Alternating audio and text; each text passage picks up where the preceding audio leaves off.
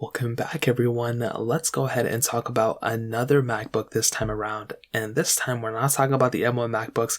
We're not even talking about last gen. We're talking about the 2014 MacBook Air, and we're going to see how it holds up in this day and age. Now, one thing I'm going to definitely tell you is that if you have, money, if you have all the money in the world, I would recommend you to buy the most up-to-date MacBook that you can afford. I would not recommend trying to find the best deal for the oldest one. I would recommend trying to find the best deal for the newest one, in my opinion. I think a 2014 MacBook Air still has a lot of capability. It's still a really good MacBook, but there are quite a bit of differences between this MacBook and even an M1 MacBook Air. Apple has really done justice for the M1 lineup, and out of all the MacBooks, I would highly recommend picking up the M1 MacBooks for sure. I came from a 2015 MacBook Pro to the M1 MacBook Pro, and if you were to go from an older MacBook Air to the M1 MacBook Air, I'm sure it's the same exact big of a jump. So for sure, that's what I would recommend. Links will be down in the description for those ones. And it's funny that I'm already preaching this early on. It's usually towards the end. But the MacBook Air lineup, especially in 2014, 2015, was set to be one of the best type of lineups that Apple has made at that time for MacBooks at least.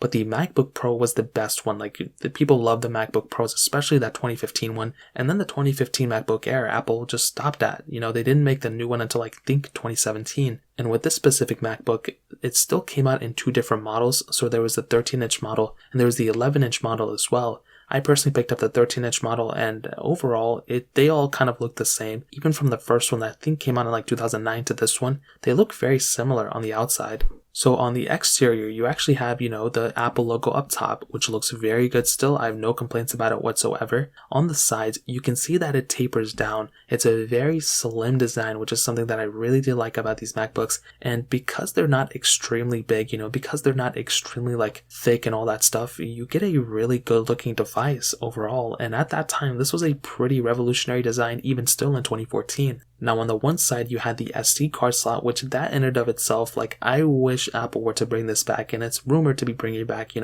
the very next MacBook. But this is something I just wish Apple brought. Unfortunately, they didn't, but they did leave it, I guess, for these ones. They're not going to take it out for this one. You had a USB port. You also had a Thunderbolt port as well. And that was on one side. That, 3 ports there, that's more ports than I have on my, M1 MacBook Pro. But you have the other side where you also have that MagSafe charger, which is something I love for these MacBooks. You have another USB port, and you have the headphone jack as well. And that was the exterior. And overall, at that moment, I was kind of the reason I did pick up a MacBook Air to use as a personal device, I used the MacBook Pro, was because of the lack of ports. And looking now in 2021, where we have the M1 MacBook Pro and the M1 MacBook Air, they have the same exact port selection. It is very strange that Apple decided to do something like this. I think, it is what it is. I really hope they kind of change it up in the future, but I'm a fan of the M1 MacBook Pro and I'm a fan of the M1 MacBook Air as well. So overall, I think the exterior of this is probably one of the best advantages.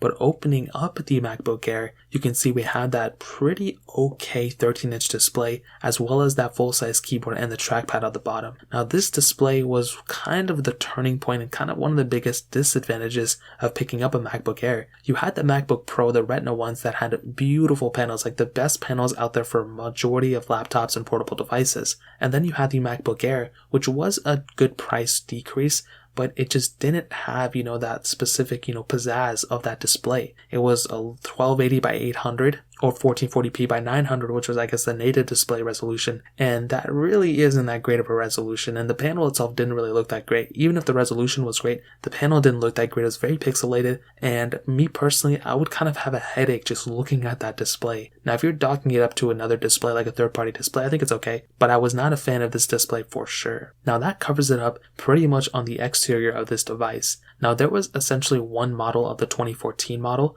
but you had two different, storage variants you can choose from. So you could have the 128 gig model and the 256 gig model. Now, the processor was about the same on both as far as I can tell. You had that 1.4 gigahertz dual core processor.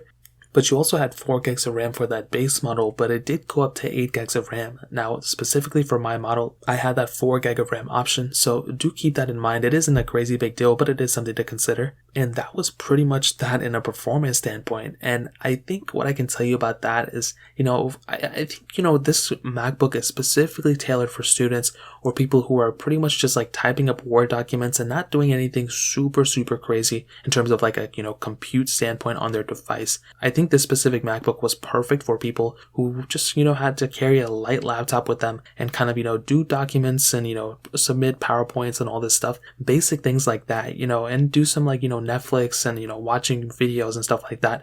I don't think anybody was picking up a MacBook Air because of, the performance or anything. I think they were picking it up mostly because it was the cheapest MacBook and it was the thinnest MacBook as well. Now that comes at a caveat, like performance wasn't really amazing on the specific MacBook even at that time. It's really not that great now, but what I'll tell you is that I've had like the 2012 MacBooks that I've also like messed with. And if you're not doing anything super crazy, it's still pretty decent. These things still got software updates for a fairly long amount of time and you're still going to be supported for the time being, but it's not like you're getting the next version of macOS or anything. So that is kind of a little bit of a disappointment. I think the cap now is like 2015 MacBook Air, but still I'm glad it was supported for the time it was. And overall, I think the version it ended off was pretty decent. And I think the performance is pretty much what you expect. It's exactly what you would expect. It's an older MacBook, it's 2014 MacBook, so it's not going to be that great. It is slower than the 2014 MacBook Pro, but it's still an okay MacBook. Just make sure you don't get the 4GB of RAM option if you're planning on getting it.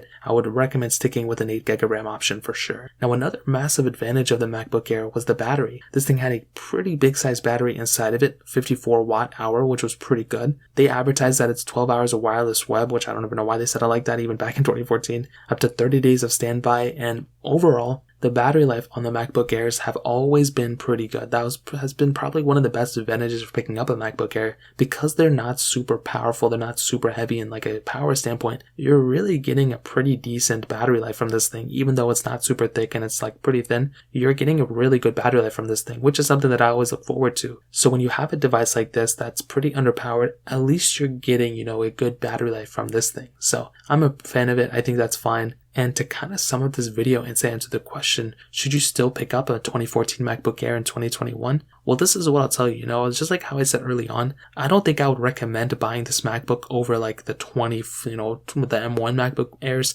I don't think this is the MacBook that's like the better deal or it's like whatever. I think this is a MacBook that, if you don't have like, you're on a strict budget and you have to buy a MacBook Air right now and this is the only one that you can get, then I would say go for it. I really don't think it's a bad MacBook, but just do keep in mind that if your expectations are like, oh, it's going to be kind of the same as like the M1 MacBook Air, it's really not going to be the case. I think it's going to be more like if you have to get like an iPad or a MacBook and you're getting like a 2018 iPad, then I think, okay, like this is a decent, option. But this is not an M1 MacBook Air replacement. This is not it by any means. I think I would much rather have like an iPad Pro than this specific MacBook, to be completely honest. Even like an iPad Pro 3rd generation, I think I would rather pick that up more than this one. They're around the same price. So I think this MacBook, if you currently own it and you've made it last for this long, I would recommend keeping it until the next generation of MacBooks come out. But if you currently don't have it, I would probably recommend picking up an M1 MacBook Air if you have the ability, or even picking up one of the, Retina MacBook Pros that have came out in the last few years.